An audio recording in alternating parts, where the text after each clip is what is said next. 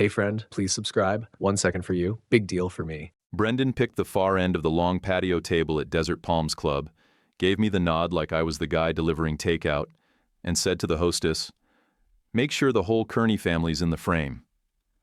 I didn't need a translation. He meant everyone but me.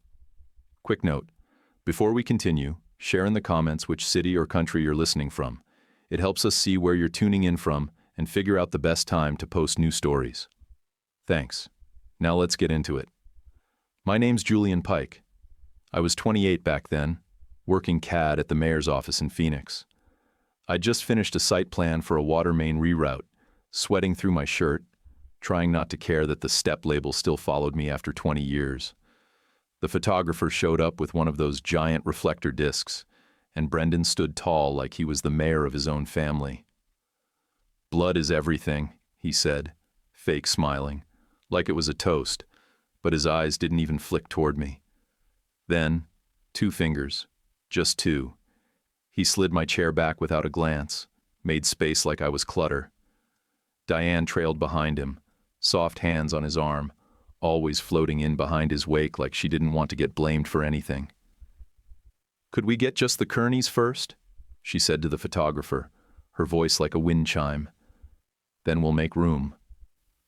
We all knew what that meant. There was never a photo after. Katie gave me that same gentle look she'd had since high school. Always too nice to speak up, but too guilty to look away. Liam, smartass that he is, smirked like this was a sitcom bit, but even he winced when Brendan physically pointed me aside like I was standing in bad lighting. I stepped away, hands in my pockets. I told myself I didn't need a picture to prove I was there, but it burned anyway. I kept my face neutral. That's how you survive when you're optional. Brendan started rearranging people by height and last name like he was auditioning for a royal portrait. "Pike can take the candids," he said, loud enough for the photographer to hear. I kid you not. The guy looked at me like, am I supposed to hand him the camera? "All good," I said, stepping back like I'd volunteered. I moved to the edge of the patio and pretended to line up a shot of some bougainvillea. Didn't want to watch my family take a portrait without me in it.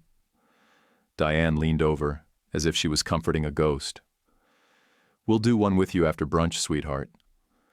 Her smile tried to promise something Brendan would never allow. Then clap. Brendan wrapped it up like a man closing a deal. "We're done here," he said to the server. "Put Pike at the cousin table." So I sat with the +1s and the little kids eating chicken tenders, staring at my empty chair in the real picture, trying not to taste the bitterness in my eggs. I told myself again, fine, I'm my own family, plain and simple. I'll eat, tip, and go. Diane's phone lit up, and her face changed. She stared at the screen like it was glowing with bad news, then answered and pressed it tight to her cheek. "Yes, of course. We're still together," she said, voice suddenly clipped. "We can be downtown in an hour." She glanced at Brendan. "All parties? Including—" "Yes, I understand." Then she looked at me like I'd just been upgraded to a main character in a play no one wanted to be in. Brendan set his Bloody Mary down, hard. "What now?" "It's Jeffrey Gold," she said, hushed. "He says we all need to be there. All of us." Brendan rolled his eyes so far back it looked like he was scanning his own brain. "He said that?" He tilted his head, waiting for her to lie. She nodded. "He said Julian's name specifically." Brendan exhaled sharp through his nose, pushed back from the table like it had personally offended him, then threw down a $100 bill without even looking at the check. "Let's move." The hostess barely managed a confused thank you before Diane started apologizing for the rush and the mess. She grabbed her purse like a life preserver, trying to smooth over the awkwardness. I just stood there, watching my untouched eggs crust over in the sun. The drive up Central Avenue felt like a funeral car line without the hazard lights. The sky had gone that bright white haze Phoenix gets before a dust storm, and the clouds stacked like dirty laundry over South Mountain. No one spoke. Not a word for the first 5 minutes. Then Liam piped up from the back, voice dry, trying to lighten the mood. Is this one of those situations where the old guy leaves everything to a rescue dog or something? Brendan didn't even glance at him, just shot out, "Grow up," like it had been locked and loaded. Then, louder, aimed over his shoulder toward me. "Seamus valued blood." Katie looked back at me, her face calm but worried. She leaned close and whispered, "You okay?" I nodded. My mouth was too dry to answer. We pulled into the underground garage beneath that glass office tower on Van Buren, the one that always looked more expensive than anything actually needed to be in this city. Brendan swung the Escalade into a reserved spot like he owned it, then stepped out adjusting his cuffs like he was walking into a board meeting.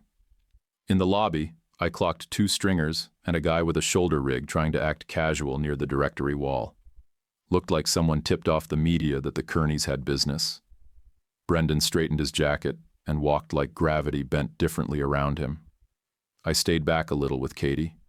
She bumped my shoulder on purpose, just a little, and said, "Don't vanish today, okay?" I gave her a tight nod. That's my move. Fade out before anyone notices the silence. But not today. The receptionist barely looked up before buzzing us through. "Mr. Gold is expecting you," she said, already moving her finger toward the elevator call. The ride to the 27th floor was silent except for the hum of the lift. Thick carpet, that fake elevator wood paneling, and a mirror I didn't look at. Diane's hand stayed glued to her clutch like she was bracing for turbulence. The office lobby up top had art on the walls that looked like it belonged in a bank vault. Every piece probably had its own insurance policy.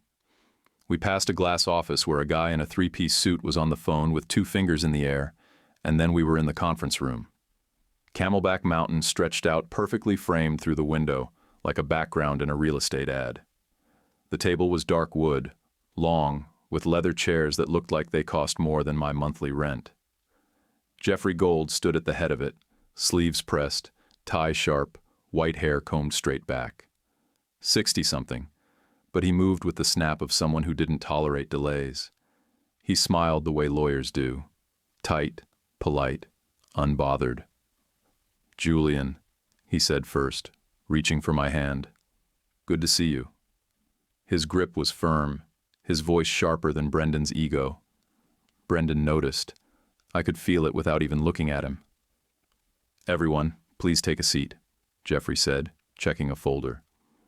"We'll begin shortly. Please confirm your full names for the record." We went around like we were boarding a flight.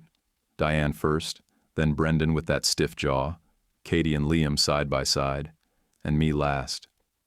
When I said Julian Pike, Jeffrey gave a little nod and made a check mark on the legal pad in front of him. There was a tripod in the corner with a blinking red light.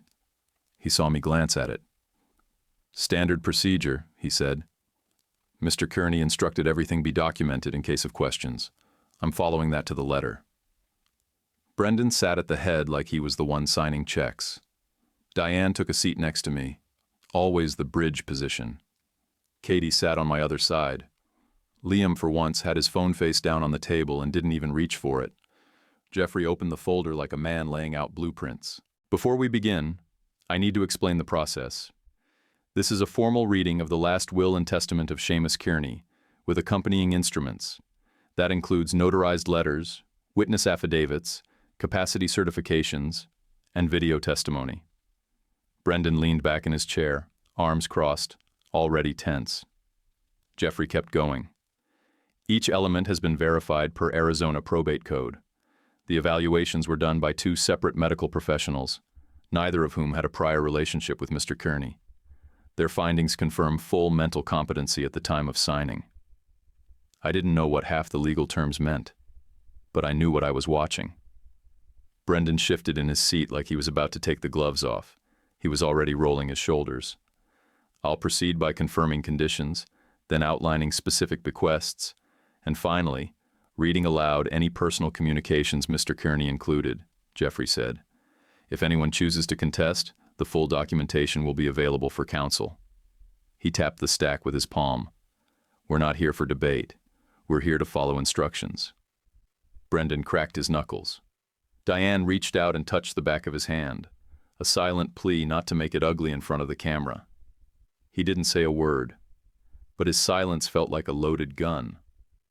Jeffrey opened a new folder, this one thicker, marked with colored tabs. His tone never shifted, but the room did. Like the air got heavier in stages. He laid out the estate like he was running a city council meeting. Mr. Kearney's holdings include 41 residential rental properties, 8 commercial parcels, mostly corner retail, with tenants in Phoenix, Glendale, and Tempe, plus securities, cash accounts, and miscellaneous physical assets. He tapped a page. Last quarter valuation, approximately $62.8 million. Diane's hand went tight around her clutch again, knuckles pale. Liam leaned forward, eyebrows up like window blinds. Brendan didn't flinch. He was too practiced for that, but I saw that pulse in his temple start ticking like a metronome. Jeffrey flipped a tab. Specific bequests. He said Brendan's name like reading a docket. To Brendan Kearney, $125,000, and Mr. Kearney's complete business ledgers, physical and digital. Brendan blinked once, just once, then stared at the polished wood of the table like it had betrayed him. Jeffrey kept going. To Diane Kearney, $125,000, and the Wedgwood China service, excluding items allocated elsewhere. Diane gave a small nod. Her lips pressed together, eyes wet but not falling. Like someone getting thanked for setting up chairs before a wedding. Not part of the vows, but remembered. Jeffrey didn't slow. To Katie Kearney and Liam Kearney, $275,000 each, in trusts set to disperse at age 32. Joint use rights to the family cabin in Payson.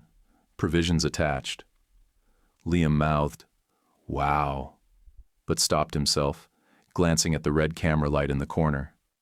The numbers weren't shocking for Brendan's world. But for mine?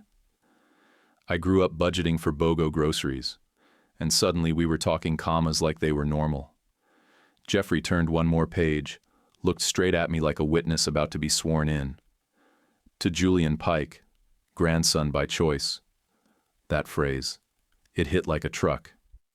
I leave the remainder, all residential properties, all commercial holdings, all securities and remaining cash balances, subject to stated conditions. The room tilted. No joke. I gripped the armrest, trying to sit still while my whole center of gravity rewrote itself. Brendan snapped, loud and sharp.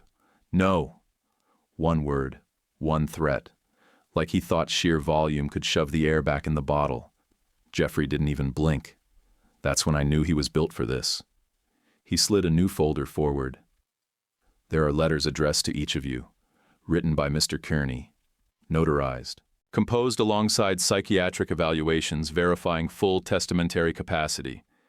These will now be entered into the record. Brendan muttered under his breath, words like undue influence, outsider, and my personal favorite, feasting. Diane brushed her fingers lightly across his arm, maybe to keep him from snapping the pen in front of him in half. Jeffrey opened the first envelope. Dear Brendan, he read, voice cool and clipped. You confuse hierarchy with love. You stewarded your warehouses well, but not your people. You enforced seating charts at tables that were never yours to manage. That one line froze the oxygen in the room. Jeffrey continued. You never once asked the boy what he needed. You only asked what made you comfortable. Brendan locked his jaw, staring out the window like he could teleport across the skyline and rewrite the script from somewhere else. Katie blinked fast and swiped her cheek with the side of her finger. Liam leaned forward, elbows on knees, mouth shut for once. Jeffrey opened the second envelope. Dear Diane, thank you for keeping the house human, even when you weren't allowed to say so out loud. You gave warmth when the thermostat was set to cold. Stop apologizing for other people's pride. That's not your debt. Diane clutched her lap and let out a sound somewhere between a laugh and a gasp, like she'd been hit with the truth and didn't know if it helped or hurt. Then Jeffrey picked up the last envelope. Julian, he paused. I don't think for effect, just to let the words land. I watched you survive the frost. I paid close attention, from just far enough away not to make your life weird. You didn't need me, but you earned my attention anyway. I stared at the table, couldn't look up. I already felt the heat climbing my neck. I covered your tuition quietly so Brendan couldn't make it a ledger item. That stopped me cold. Arizona State, 4.5 years. Summers, night classes, drafting gigs, partial grants. I thought I pieced it together myself. Guess I missed a piece. You read a block the way some men read a stock report, Jeffrey continued. You don't need to be loud to be decisive. That's why the portfolio is yours. Katie reached for my hand under the table. I let her hold it for 2 seconds, then pulled it back gently before Brendan saw. Jeffrey cleared his throat. Per Seamus's written conditions, Julian is to maintain all existing residential tenants and current rent levels for 16 months from the date of transfer. Any breach of this requirement triggers a per-unit financial penalty payable to the Phoenix Housing Stability Fund, compliance to be monitored by a third-party trustee. Brendan scoffed. Charity clauses now? What is this, an after-school special? Jeffrey didn't blink. Mr. Kearney made it clear. He preferred streets that stayed lived in over returns that made for good slideshow bragging. Then Jeffrey pressed a small remote. A screen blinked on at the far end of the room. There was Seamus, on video. 91, white cardigan, thinner than I'd ever seen him, but sharp-eyed. Not a man confused. If you're watching this, he said with a half-smile, Jeffrey's keeping me out of trouble again. Diane let out a choked laugh through a tear. Katie smiled through hers. Seamus looked right into the camera. Evan Pike was a good man. He worked a Reno job for me in 2003. Died in a fall I still carry. I helped his wife then, and I chose the boy the moment I saw him holding the ladder for grown men without being asked. I could barely breathe. Brendan, he said, voice steady, you worship order, but order is a tool. It's not a god. Then to me, like he was sitting across the table, Julian, don't talk to the cameras. Let the work talk. The screen went black. The only sound in the room was the soft tick of the HVAC kicking on. Jeffrey closed the file folder with 2 hands, like sealing a tomb. Capacity affirmed by 2 independent physicians. Dated June of this year. Instructions to be read today. Any legal contest will be addressed with complete documentation, including video, evaluations, and time-stamped directives. No one moved. No one spoke. I felt the heat in my face and the weight in my chest. But I didn't shrink. And Brendan didn't speak. Not yet. After Jeffrey shut the folder, the room didn't move. Not one chair creaked. Not one breath broke. But inside my chest, something opened, like I'd been holding a box shut for years without even knowing it. I sat there, half hearing Brendan shift in his seat like a man trying not to explode, and I just kept thinking about my mother. I pictured her standing in our old kitchen, hair pulled back, packing 3 lunches at once while Katie asked about cereal and Liam spilled juice on the dog. Brendan would be in the hallway mirror, adjusting cufflinks, acting like he was late for the G7 summit. And Seamus? He used to show up on Sundays with donuts. Nothing fancy.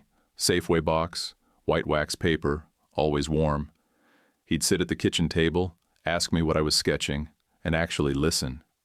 He didn't pat my head or fake interest. He'd lean in, nod, ask questions, ask why I chose that angle, that line, like what I saw on paper mattered. Brendan married my mom when I was 8. After she passed, years later, he married Diane. She came in like insulation. Soft voice, soft rules, just enough warmth to keep the house from freezing solid under Brendan's management style. What I didn't know back then, what I wouldn't find out until weeks after the will, was that Seamus had been covering my tuition the whole time, not directly. He'd worked through a flagged scholarship account under City Building Arts, paid just enough every semester to plug the gap after loans and grants. I looked back at old award letters and saw the name buried in tiny print, Kearney Educational Endowment Fund. I thought it was one of those generic citywide things, I felt stupid for not seeing it.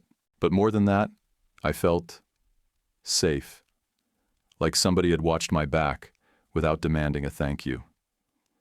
At the mayor's office, I'd spent 5 years buried in blueprints, tracing pipe runs, aligning easements, checking setback lines. Then they moved me onto the streetcar corridor study. It was my kind of problem. Not fast, not flashy, just steady. Maps, math, public input, give and take. You move a transit stop 20 feet, and someone's whole rent changes. That stuff mattered to me. I kept my head down because city politics is just family politics with ties. The same egos, the same alliances, the same seating charts. Brendan might have run a property empire, but I'd learned the same lessons, just with concrete instead of cousins. And those seating charts followed me everywhere. Every holiday, Brendan would set them like he was arranging a military funeral. The heads of the table, the in-laws, the blood. Me? I got the weird uncle slot. Once I was seated facing the kitchen door, between a neighbor kid and a folding chair. He called it earned place. Seamus's buildings were nothing like Brendan's. No towers, no marble, just brick triplexes, corner shops, strip rows with iron railings he'd special ordered from the same supplier since 1979. There was a texture to them. They fit their blocks like teeth that belonged there. I used to overhear him and Diane in the kitchen. He'd say, "Rent to people who know the street's kids by name." And she'd whisper back, "Brendan wants NOI up for the quarterly brag." Then they'd both chuckle like they were watching different movies with the same title. And me? I stuck with my own family, which mostly meant coworkers who'd grab tacos after a long shift, or my neighbor Anthony, who'd bring in my trash cans when the monsoons hit. I wasn't lonely, just off-grid, emotionally, not out of choice, more like training. The strange part is, the B-plot had already started before I even realized I was in the A-plot. Cobra Ridge Capital, real polished fund out of Tucson, had been sniffing around our planning commission meetings for months. Guys in suits, too clean for city work, carrying binders and buzzwords like activation and walkability uplift. They liked to turn corner shops into glass and juice bars. They loved a dry cleaner swap out for wellness retail. I'd seen their consultants circle the streetcar corridor like vultures with renderings. They talked about density like it was sugar, but it always came with rent bumps and pushed out tenants. They showed up with smiles and footnotes and community engagement meetings scheduled at noon on a Wednesday when nobody from the actual community could make it. So when Jeffrey read that part, rent steady for 16 months, I didn't hear it as a clause. I heard it like marching orders. Like Seamus had tossed me the keys and said, "Don't wreck it." It wasn't about freezing time. It was about giving people time to breathe, to prep, to stay. That monitor clause hit just as hard. If I broke the terms, if I raised rents, kicked people out, tried to sell quick, there was a financial penalty. Not some vague slap on the wrist, but an actual hit per unit, paid straight into the Phoenix Housing Stability Fund. That meant Seamus didn't fully trust me. Not even me. And weirdly, I respected that completely. Because trust without rules is just hope. But the part that floored me, the one that stayed in my chest after we left the room, was that story about my dad. Seamus said Evan Pike had been working one of his properties on 7th Avenue back in 2003. A renovation job. He fell.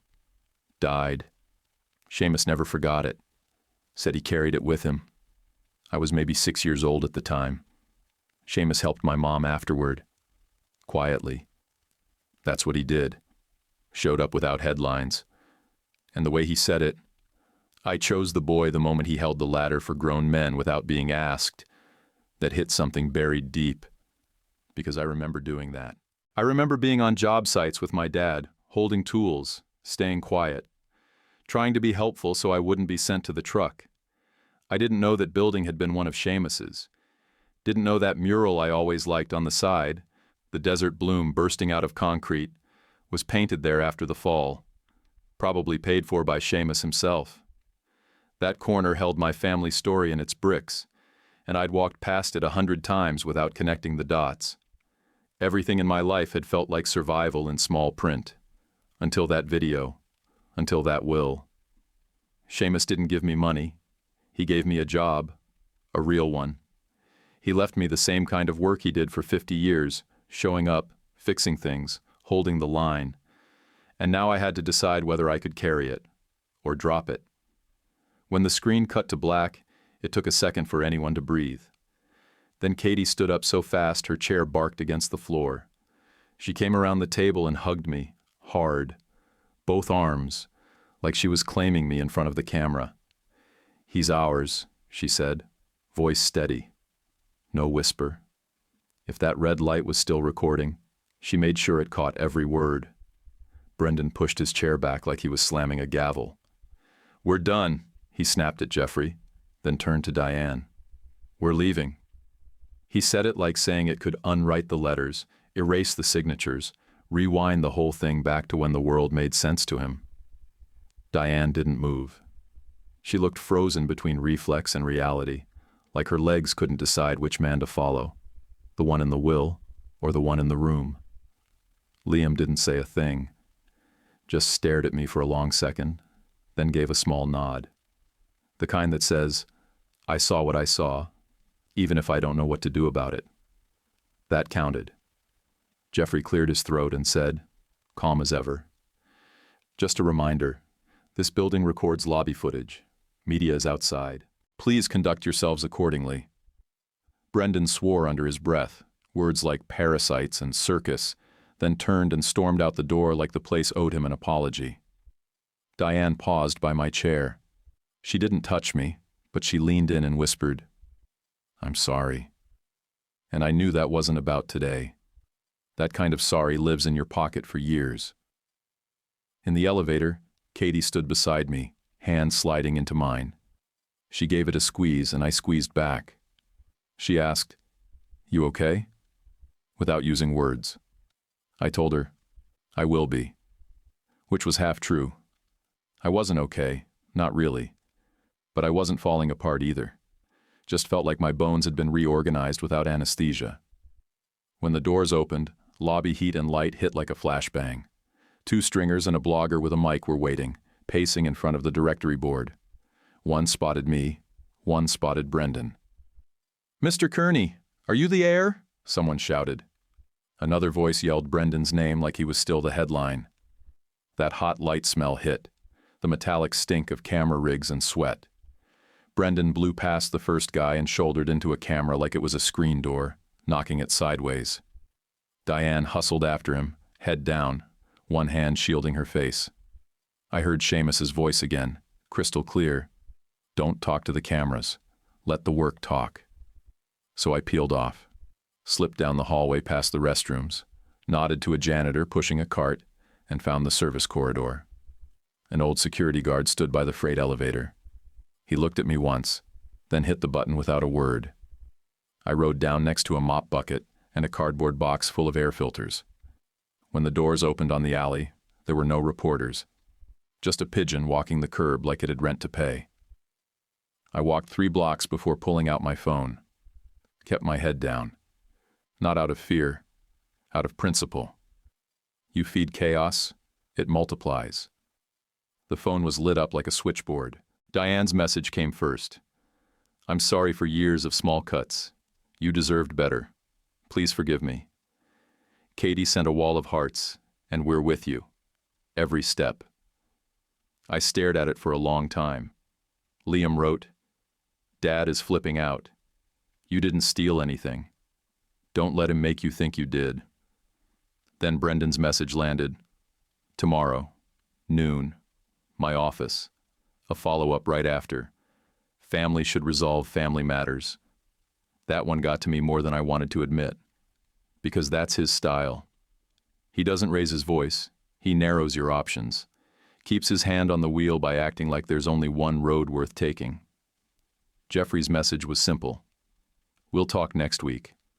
Rest." Attached was a PDF, terms of the trust, monitor's name, compliance protocols. At the bottom he wrote, "Do not engage with purchasers yet." I ordered a rideshare and went home to my 1-bedroom near Encanto Park. The driver didn't talk, which I appreciated. When I got inside, I locked the door, dropped my phone on the counter, and sat on the couch with the lights still off. Let the quiet just be quiet. I read Diane's message again, then wrote back, "No grudges, but I won't pretend anymore." I didn't know what Brendan planned for noon tomorrow, but I already knew how it would go. He'd come in hot, like always, like control was something that could be argued back into place. But this time, the paper didn't agree with him, and neither did I. Jeffrey met me the next morning in a glass-walled side office at his firm. Nothing flashy, just 2 monitors, a beat-up legal pad, and a wall covered in parcel maps. Color-coded pins marked every property in the trust. It didn't feel like inheritance. It felt like work, which suited me just fine. "This is the portfolio," he said, spinning one monitor toward me. Each pin matches a parcel folder. Zoning, lease status, CapEx notes, code issues, insurance flags. It's the same system Mr. Kearney used with me for over 20 years. He clicked open a file tagged red. "This one needs your attention." It was a triplex off 16th Street, older frame stucco with rear access stairs and a flat roof that looked like it belonged in a sun-faded postcard. The report listed fire code violations, including outdated egress on the top floor and a roof membrane marked "End of Life." Under the repair estimate line, someone had written, "Deferred, market uncertainty."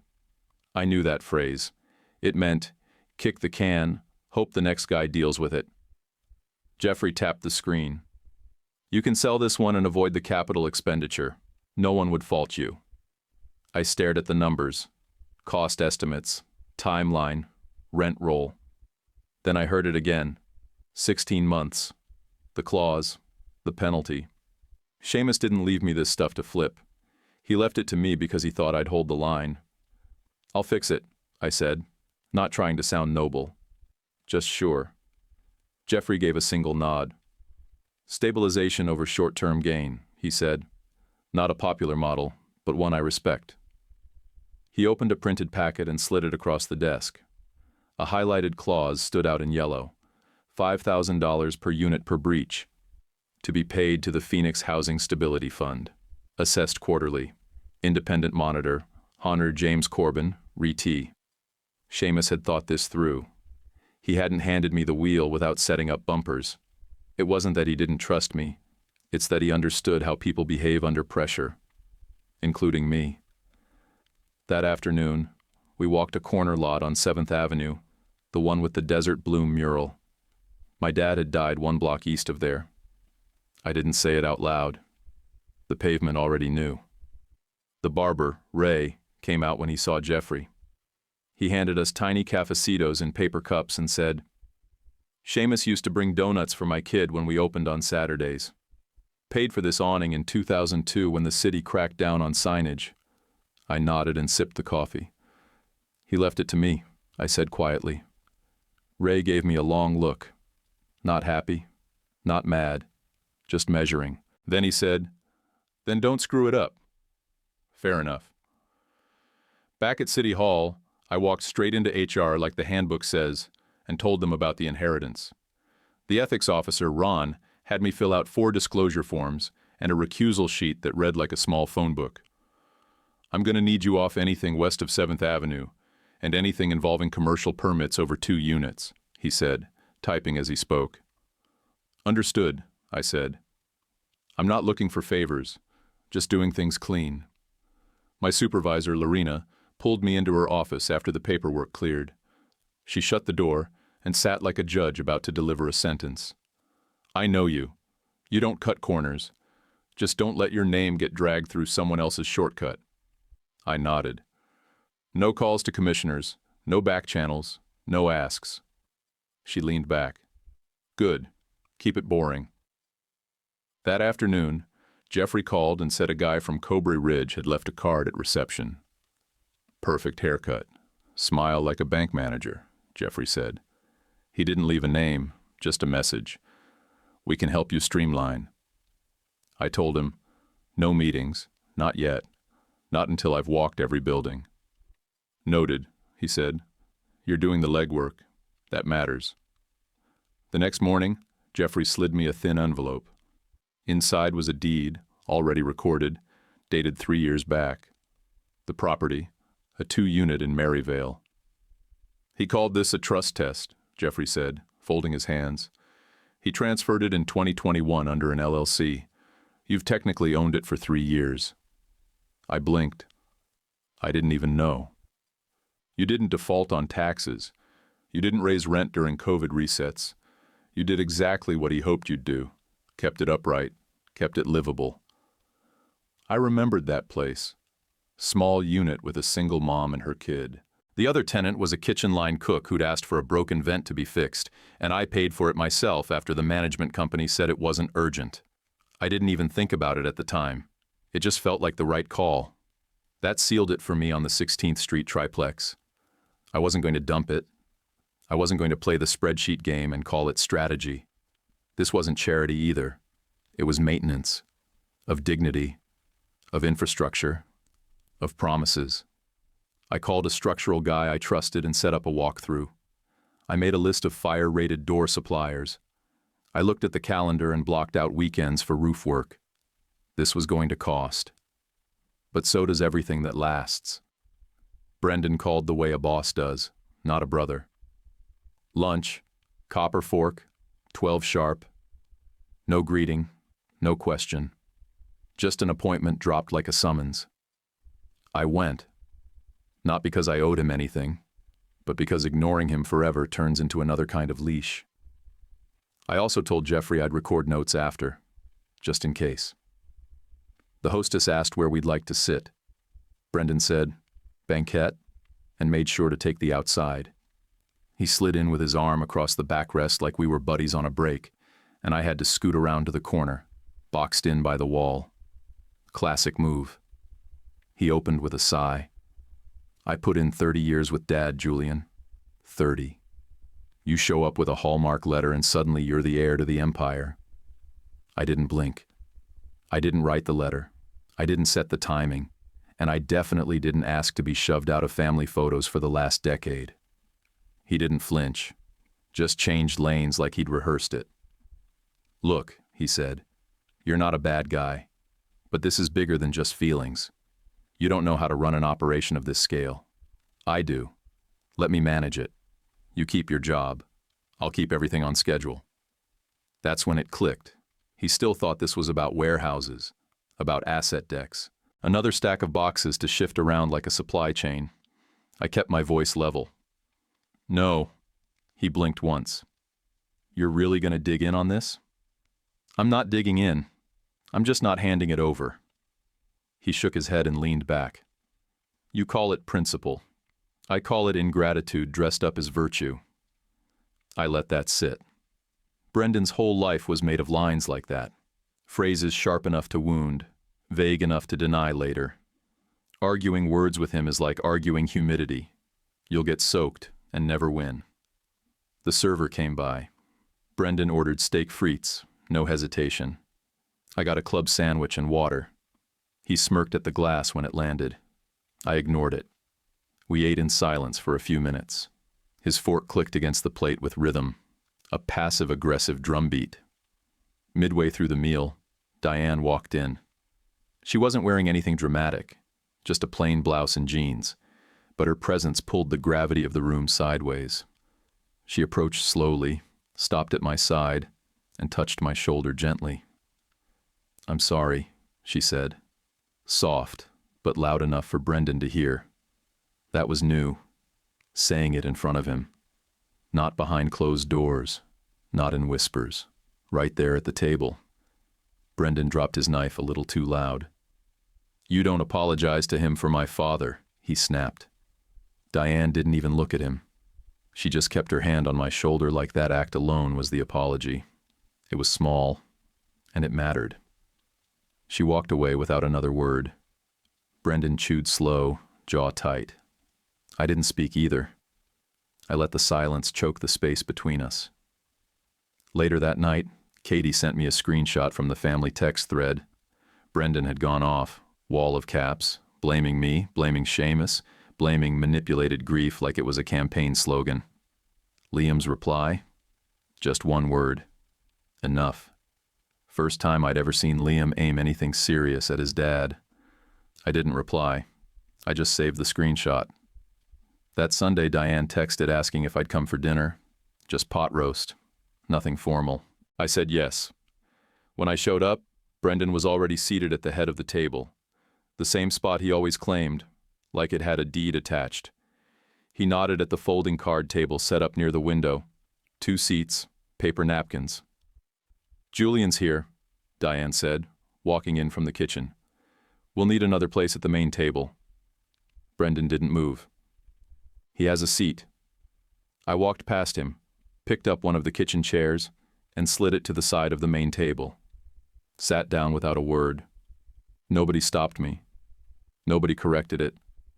Diane quietly placed a plate in front of me like I'd always been there. "In this house," Brendan said, voice low, "we do it my way."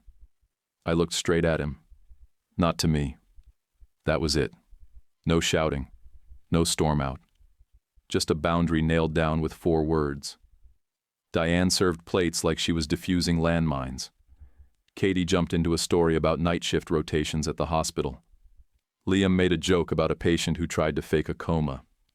The conversation rolled on, wobbly but intact. After dinner, I asked Diane to step into the kitchen. She wiped her hands on a towel, waiting. "I'm setting up a lifetime rent-free lease for you on the Arcadia condo," I said, "and a small monthly income stream from the Glendale Strip. It's not charity, it's acknowledgement." Her eyes filled. She didn't speak for a full 5 seconds. "You don't have to."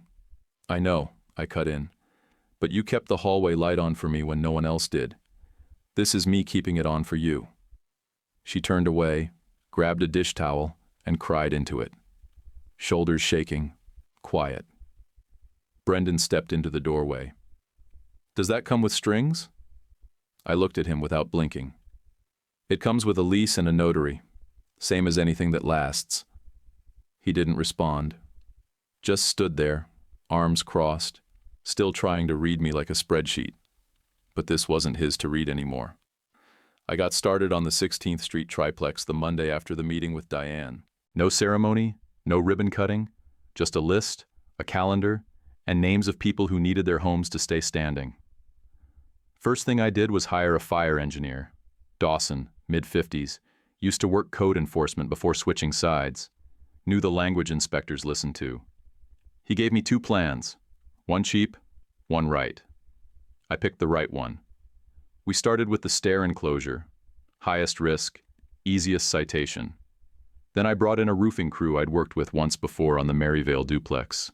They didn't pad their numbers, didn't talk down to tenants, didn't leave trash in the bushes. That's rarer than it should be. We built a schedule that kept everyone in place. Weekend work, floor-by-floor rotation. If we had to close a level for more than one night, I budgeted hotel vouchers for each family. I told the crews, no shortcuts, no hard hats on kids' toys, no loud radios before 9. At the tenant meeting, I brought cafecito in a cardboard tray and copies of the timeline in both English and Spanish. Some folks came curious. Some came ready to fight. A man in a mechanic's shirt asked, "Is this the part where you fix it up, then raise it past our throats?" I told him about the 16-month clause, the monitor, and the $5,000 penalty per unit if I broke it. I told him if rents went up, it wouldn't be because of repairs. It'd be because I failed. And I didn't plan on failing. A woman in a red cardigan leaned back in her chair and said, "Landlords always say nice things early." I looked right at her. I don't care about being liked. I care about passing inspection and making sure no one sleeps in their car because of bad stairs. She stared me down like she'd seen too many lies to take one more. Then she gave a slow nod. Just once. And I knew I'd earned 1 inch, not a mile. The inspector came early. They always do that when you least want them to. The fire door hadn't arrived, delayed at the factory.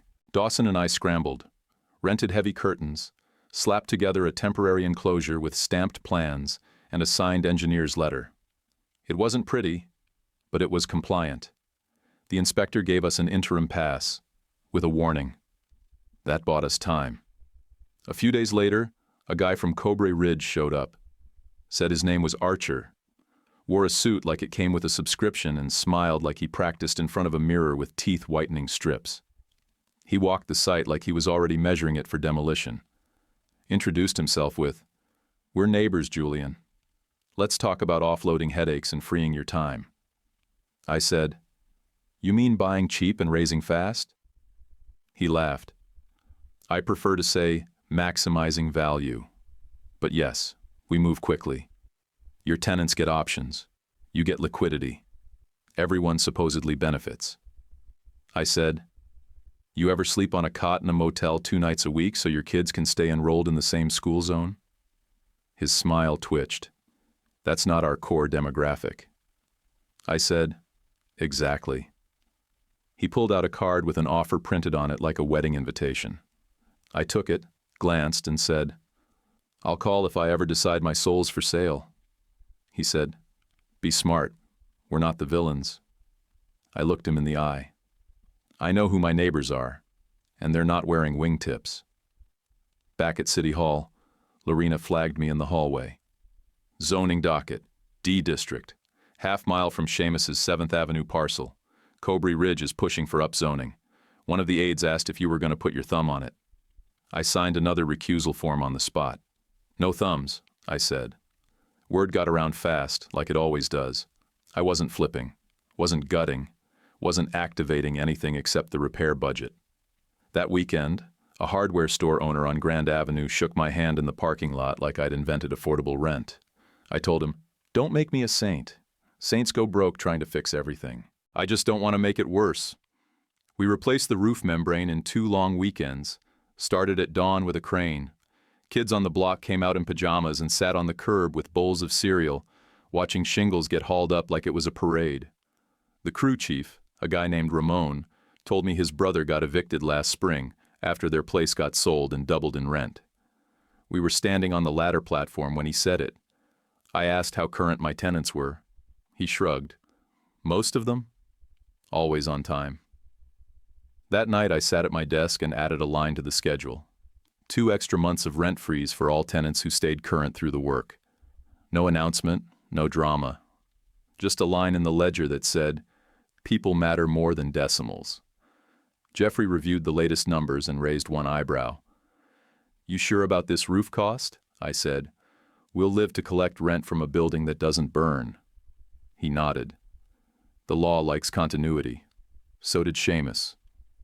Liam started showing up at the sites, not with fanfare, just with burritos and steel-toe boots.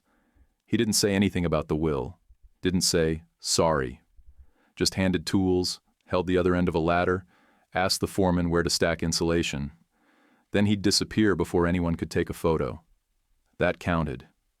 Katie brought a box of cookies to the barber on 7th and told him I was impossible but stubborn for good. Ray gave me a haircut, refused payment, and sent me home with cafecito in a chipped mug. I paid him anyway, and left cash tucked under the broken leg of his barber chair for the next round of repairs. A week later, Archer called again. His tone changed. Friendly, then annoyed, then friendly again. "You know the council didn't vote in our favor on the upzoning," he said, "but we're already in conversation with a few of your tenants. Ground floor folks. We think they'd benefit from better alignments." That was code for pressure, poaching, undermining. I said, "Thanks for the update." Then I called Jeffrey and said, "If Archer calls again, draft a letter. Tortious interference. Put it in ink." He said, "Already working on it." Diane signed the lifetime lease at my kitchen table, hands shaking just a little. Jeffrey's junior attorney sat with her, calm and clear, walking through every clause line by line. I'd already had the documents notarized and ready. Brendan wasn't invited, and I didn't explain that to anybody because I didn't have to. Afterward, she hugged me in a way that didn't ask for anything. Just thanks and breath. A week later, I funded a scholarship at Arizona State under Seamus's name, small but specific. It was for students in drafting programs who worked part-time and kept their grades above a 3.0. No press release, no plaque, I didn't want to turn it into another seating chart where the names mattered more than the people. I just set it up and let it run. Brendan made one last swing. Had some cousin I hadn't heard from in years email me with the subject line, "The family expects inclusion." I replied with one sentence, "Boundaries are not punishments." Then I shut down the thread like flipping a breaker. Diane texted me a photo a few nights later, her dining table, that old Wedgwood china laid out like ceremony, with a pot of stew and paper bowls for neighbors. She wrote, "I stopped apologizing for Brendan's tone at checkout lines." I texted back, "I'm proud of you." Then I stared at the screen, wondering when I started sounding older than her. The 16th Street triplex passed final inspection the next morning. The inspector smiled, actually smiled, which honestly scared me more than if he'd frowned. Tenants clapped once, short and polite, and then went back to their regular routines. You learn quick that people need a reason to clap, and safety alone is sometimes not enough. Katie hosted a backyard thing that weekend. Long folding table under string lights. No name cards. Just food and folding chairs and paper napkins weighted down with forks. Brendan didn't show. Liam grilled burgers and kept sneaking looks like he wanted to ask something. Later he said, "If I finish school, could I help manage some of it?" I told him, "Finish first. Then we talk like grown men." He grinned and nodded like he could already feel the sleeves rolled up. The next day, Archer sent Jeffrey a letter of intent. Offer so big it could make you forget what faces lived behind the doors. Numbers stacked clean, glossy, like a sales pitch on autoplay. Jeffrey stapled it to a copy of the trust language and sent it back to me with a note. "This would break your penalty triggers in 26 units. Decline or delay." He didn't say trap, but I heard it in the silence. I answered with nothing. No reply, no meeting, just quiet. It's a move you learn when you've been the guy shoved out of family photos. Sometimes not reacting is the only way to keep control without looking like you're trying. Lorena at City Hall pulled me aside later that week. "You're officially off anything east of 7th now," she said. "I'm saving you from yourself." I thanked her and meant it. Ego wants the mic. Quiet does the work. Diane came by one night and sat on my balcony with 2 cups of tea. She told me she'd written Brendan a letter, about the photo at the club, about how she used to go along to keep the peace. Then she looked down at her mug and said, "I can't fix him." I didn't hesitate. "Not your job." We didn't say much after that, just sat there counting planes overhead like siblings who finally earned the right to do nothing in each other's company. Katie texted me from a wedding planning group chat. "You get to pick the first dance song." I wrote back, "I pick silence, just to see you squirm." She showed up at my office the next day, punched my arm, and called me a dork in front of 3 of her friends. On purpose. I sold exactly one asset. Just one. A tired metal warehouse Brendan used to brag about because it was big, not because it was useful. I took the proceeds and traded it in a 1031 exchange, bought seismic work for a strip in South Glendale, and rehabbed 2 corner shops on a transit line. When Jeffrey reviewed the details, he looked up from the spreadsheet and said, "This is boring brilliance, Julian. Best compliment I've ever gotten. I'm telling you this from a few years out. Gray at the temples, coffee gone cold, papers stacked high but steady, and I can still feel the scrape of that patio chair when Brendan slid me out of frame like I was in the way of his legacy. Back then, I didn't want a scene. I wanted to disappear. Disappearing was safer. People who don't pick fights get to go home with their faces intact. I told myself I was my own family, and I meant it, mostly because the alternative hurt too much to hold. Then Seamus dropped that video like a match in a quiet room, turned the lights on in a part of my life I hadn't let anyone near. I hadn't known he was there, watching, paying tuition behind my back, watching me hold ladders for men who never looked down to say thank you. He didn't do it to get even with Brendan. He did it because, in his mind, I was already his. The portfolio's still not glamorous. It's bricks that sweat in the summer, pipes that moan in the walls, tenants who call at midnight because the water heater exploded, Inspectors show up early. Vendors forget to return calls. Insurance premiums feel like ransom sometimes. But it's honest. It's real. It's work that shows. And I like that. No speeches. No ribbons. Just a roof that holds. Diane's lease is in a manila folder I pull once a year, just to make sure the signature hasn't faded.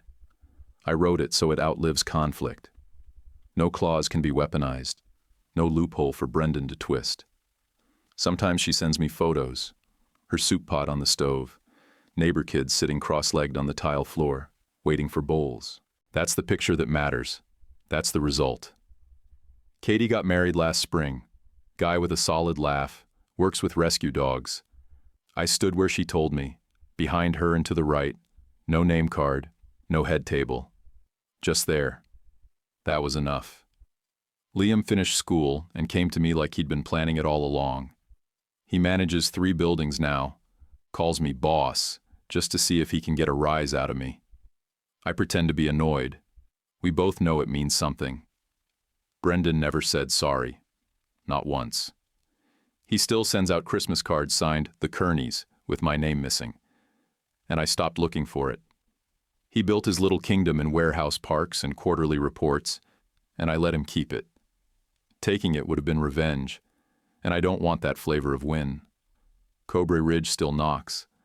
Archer sends emails with bigger decimals and softer fonts. Some days I read them twice. On bad days, 3 times. It's tempting. Cash out, walk clean, go quiet. But every time I step into Ray's shop for a haircut or pick up coffee at the corner bodega, I hear Seamus in my head again. Let the buildings do the talking. Jeffrey found a bronze plaque in a side drawer in his office, ordered by Seamus years ago but never installed. Simple words. Evan Pike, who held the ladder. We installed it into the masonry at the 7th Avenue corner. No fanfare, just a drill, a level, and dusk rolling in across the block. I stood there a while, hand on the metal, letting myself miss a man I barely remembered but somehow always carried. The last photo I ever cared about wasn't posed, wasn't staged. It wasn't a holiday or a reunion. It was a tenant cookout behind the 16th Street triplex. A cheap charcoal grill, kids on scooters, someone's aunt passing out popsicles, and me off to the side. Not shoved out, not erased, just standing there, making sure the fire door closed right, making sure the roof didn't leak, making sure everybody fit in the frame. Not the head of the table, just part of it. And finally, that was enough. Would you have stayed quiet like Julian and built peace your own way, or fought back to prove you belonged? If this story hit something real for you, leave a comment, tell us what you think, or just write, "Good story." And if you liked it, please hit subscribe and like. It means a lot to us, and for you, it's just one click. Thanks for being here with us. YouTube picked this for you. Tap it. Let's see if they guessed right.